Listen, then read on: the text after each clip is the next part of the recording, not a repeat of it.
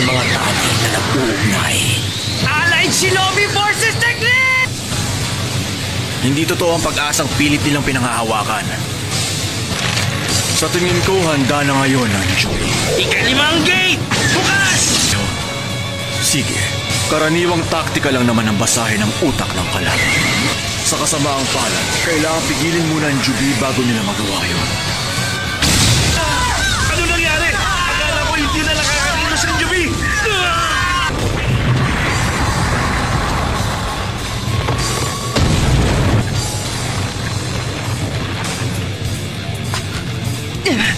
Halos kasing laki na ng isang maliit na planeta. Pero imposible! Paano nangyari yan? Sa magbabagong anyo, anong gagawin natin para pigilin yun? Hindi na mapupunteriya yung dalawa. Muntik na akong maihisa ka ba? Kailangan namin talagang mapigilan ang Jubi. Kahit para sa angkan ko na eksperto sa mga ganitong bagay, mukhang wala ring magagawang epekto. Ipakausap mo sa akin si Kakashi! Oo! Kakashi, ako to! Hindi magtatagal, magiging mahirap na ang pagkontrol sa Jubi.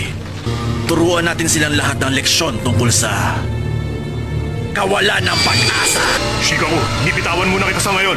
Anong problema? Sandali! Imposible! Lagot na. Mukhang hindi naaabot ang kamoy ko. Ganun pala kalayo. Mas malakas pa yun kaysa sa ibang mga video. Hindi pa ganun kapulido ang kontrol nito. May isa pa!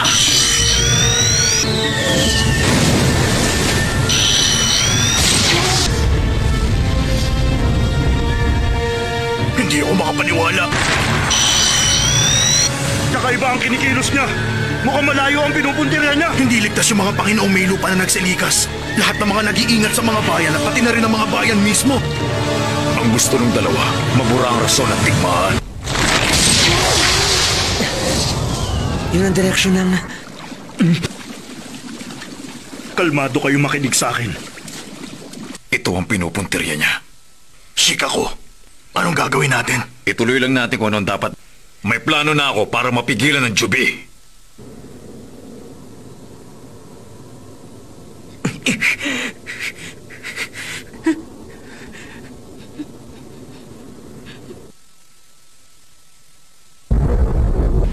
Nadurog rin natin ang pinakautak ng Allied Forces. O diba, karaniwang taktika lang.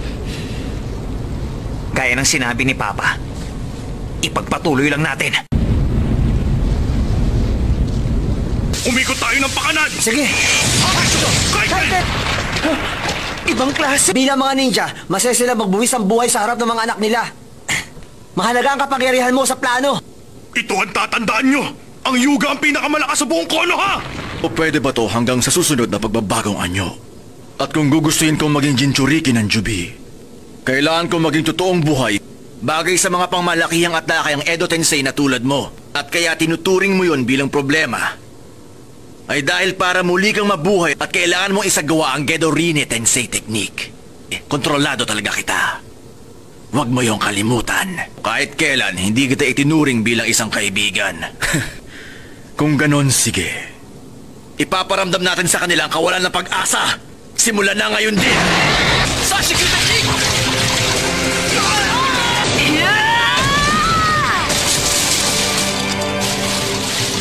Salamat, Neji! Pwede na rin ako mag-sending mode ngayon!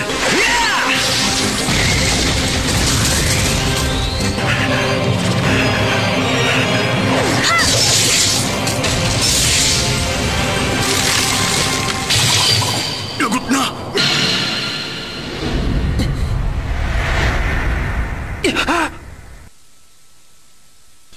Dotron! Sando Technique! Nasaan na kayo? May nasugatan dito! Bilisan niyo na! Neji! Kuya, Si Lady Hinata. Nakahanda siyang mamatay. Higit pa sa isang buhay. Ang hawak mo ngayon. At sa tingin ko, pati na ang buhay ko. Bakit? Bakit kailangan gawin mo pa to? Matagal na nakakalipas.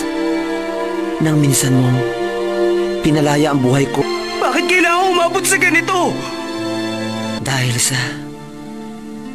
Minsan mo rin akong tinawag na henyo. Dahil para sa akin, isa kang henyo. Hindi ba ang sabi mo hindi ka papayag na mawala ang mga kaibigan mo? Ha, Naruto? Hindi ako makakapayag na mawala ang mga kaibigan ko! Base sa naaalala ko, yun mismo ang mga salitang binitawan mo. Gusto ko lang ipaalala yun.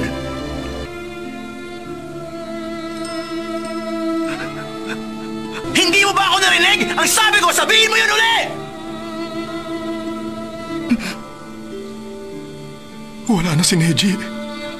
Wala na siyang buhay. Magpapatuloy ang lahat ng pangyayaring ito. At ito ang resulta ng pag-asa at paniniwala. Ito ang realidad. Wala na ang mga magulang mo, pati na si Jiraiya. Tapos, kapag patuloy mo kaming kinalaban, magiging isa tong mundo kung saan walang kumikilala sa'yo at sa buhay mo. At alam kong alam mo rin yun. Yun ang pinakamatindi mong bangungot. Sa nakikita ko, mukhang natulad ka na rin sa dating ako, Obito. Itigil mo na yan. Sumanib ka na sa amin, Naruto.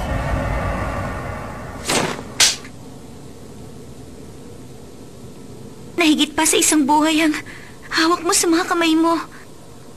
Alam mo ba yon? Yung mga salitang yun at ang paniniwala mo ron, hindi ka sinungalingan. Hindi ka nag-iisa, Naruto. Kahit kami ganun din. Kaya magkakaibigan tayo. Dahil ang hindi pagtalikod sa salitang binitawan, yun din ang sinusunod ko bilang ninja. Hawak-hawak mo ngayon sa mga kamay mo. Kaya wag na wag mo akong kalilimutan. Naiintindihan ko. Wala akong nagawa para kay Neji. Itigil mo na yung kadadaldal mo. Matapos kang ipanganak, ginawa rin ng mga magulang mo ang ginawa ni Neji. Nangangahulugan lang yun na karugtong na talaga ng buhay mo ang mga buhay nila maging simula pa ng panahong ipanganak ka. Tama na! Kompleto na ang pagre-recharge! Mag-iingat ka, Master B! Eto sa'yo!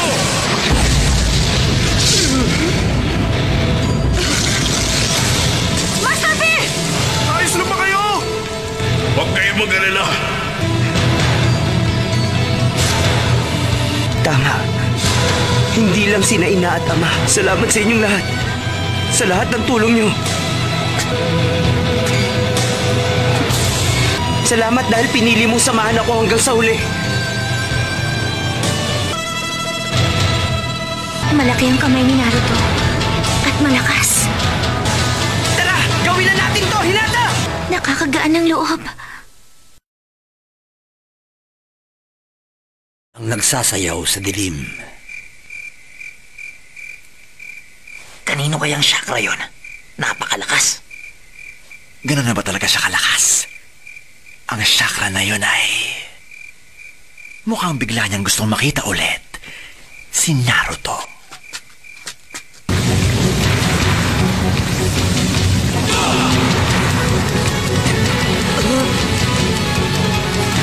Yan na ba ang chakra ng Kyuubi?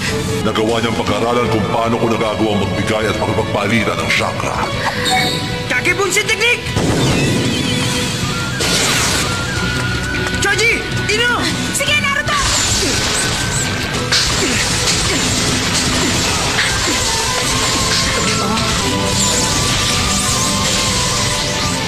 Ano na namang ginagawa niya?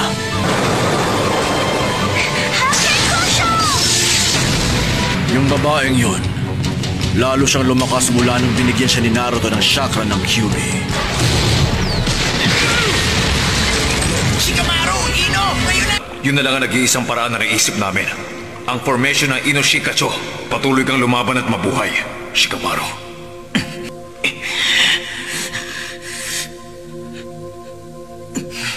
Tuwing naglalaro tayong dalawa ng shogi, doon lang tayo nagkakaroon ng oras makapag-usap na magkama.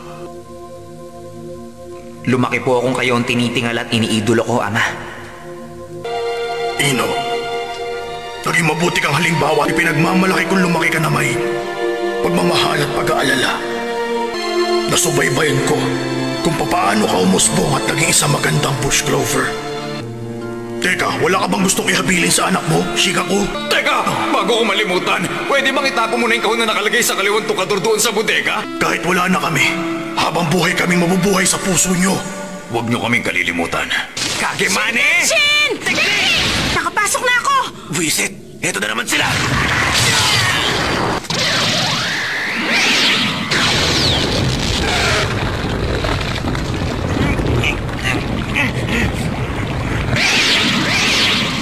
Huwag niyo minamaliin ang kayang nana! Pwede ka na ulit bumalik, Ino! Ayos ka lang ba, Ino? Ayos lang ako. Reggie! Lee! Tumahang ka na dyan! Hayaan niyong kwentuhan ko kayo ng konti, mga angal! Ang koneksyon na yan ang siyang sisira rin sa inyo! Hindi ko hahayaan na mamatay ang mga kasamahan ko. Alam mo bang, napakarami ko mga kasamahan na hindi ko nailigtas. Nagdududa na ako kung magagawa ko pa ba yun. Dahil baka huli na ang lahat. Kaya lang, mga ninja tayo, hindi ba? Kilala tayo sa pagiging matatag. Ang mga sugat din na yun ang siyang katibayan na nabubuhay ang mga kaibigan natin dito. Mananatili si Reggie sa puso namin! At kasama namin siya lalaban! Juken! Malabong matalo mo ako sa laban. Tanggapin mo na hanggang dyan ka na lang.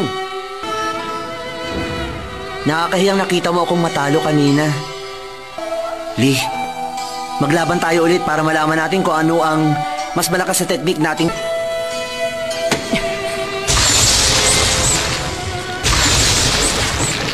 Mas malakas ang chakra na ito kaysa sa nauna. Ang tindi. Kakashi, sabi mo kanina binigyan ka ni Naruto ng chakra ng QB. Kaya nagamit mo ang Kamui at... Ang QB mismo ang nagbigay ng chakra niya sa akin. Kung wala yun, hindi ko magagawang maghagis ng malalaking bagay at hindi ko yun magagawa ng paulit-ulit.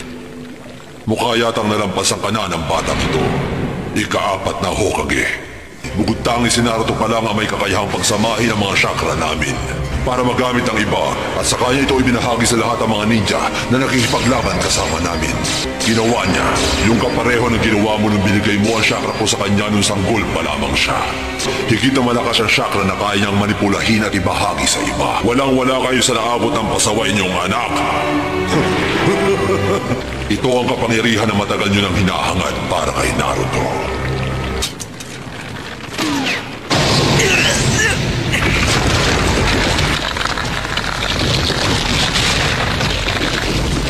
Buisit! Medyo naman!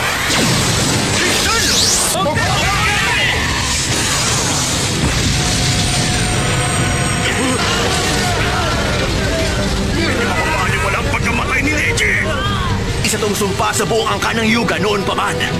Nauna lang si Neji sa inyo. Pero katulad niya, kamatayan lang din ang haharapin ninyong lahat. Buhay si Neji! At kasama namin siya lumalaban!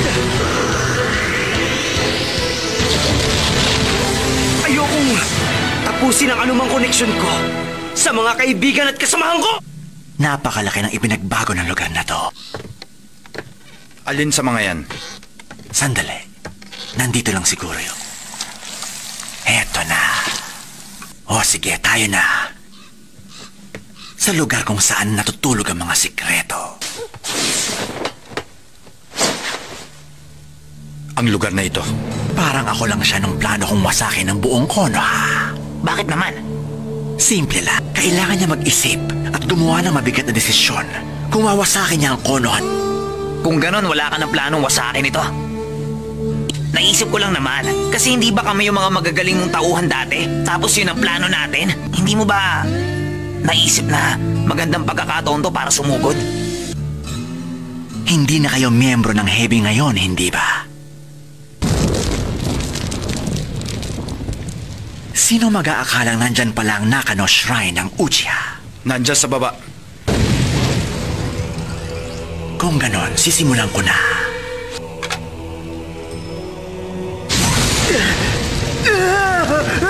Para magawa natin kung anong nakasulat sa kalatas, kakailanganin natin ng maskara ng Shinigami.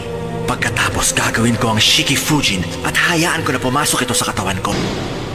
Sa madaling salita, isasakripisyo ko ang aking katawan dahil alam ko makukuha ko muli ang aking mga kamay na matagal nang nasa Shinigami. At mabubuhay ko na sila. Balak mong gamitin ang mga katawan namin para magawa mong Edo Tensei! Jugo, Sasuke, Suigetsu, humanda na kayong tatlo! Oo.